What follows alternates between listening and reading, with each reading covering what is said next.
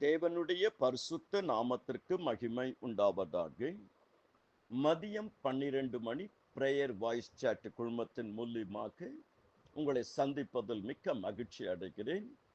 எவ்வளவோ வேலைகளின் நிமித்தமும் பல பாடுகள் நிமித்தமும் திருச்சபைக்கு போய் வந்தும் பல காரியங்கள் மத்தியிலும் ஏறத்தாழ ஒரு 15 பேருக்கு மேலே பிரேயர் வாய்ஸ் சாட்ல கலந்து கொண்டீர்கள்.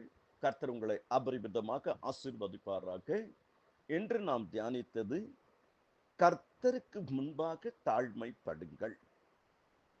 கர்த்தர் தாழ்மை உள்ளவர்களை நோக்கி பார்க்கிறார், தாழ்மை உள்ளவர்களை உயர்த்துகிறார், தாழ்மை உள்ளவர்களுக்கு கிருபை அளிக்கிறார். தன்னைத்தான் தாழ்த்துகிற எவனும் எவளும் உயர்த்தப்படுவான். கர்த்தருக்கு முன்பாக தாழ்மைப்படுங்கள், அப்போது அவர் உங்களை உயர்த்துவார். புனித மரியாள் அவர்கள் தேவின் அடிமையின் தாழ்மையை கண்ணோக்கி பார்த்தார். இது முதல் எல்லா சந்ததிகளும் என்னை பாக்கியவதி என்பார்கள் என்று லூக்கா 1:48 சொல்லுகிறார்கள்.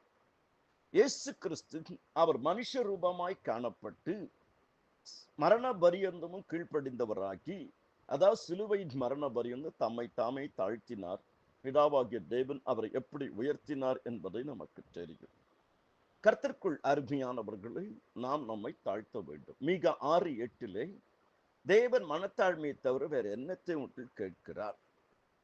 தாழ்மைத்தான் தாழ்த்துகிற எவனும் எவளும் உயர்த்தப்படுவான். லூக்கா 18:4, 18, 14. தாழ்மை உள்ளவனுக்கு கர்த்தர் கிருபை அளிக்கிறார். யாக்கோபு 4:6, நீதிமொழிகள் 3:34, 1 பேதுரு 5:5. கர்த்தருடைய கிருபை அனைவரோடு கூட இருப்பதாக. ஆசீர்வதிப்பார் கர்த்தர் உங்களை. ஆமேன், ஆமேன், ஆமேன்.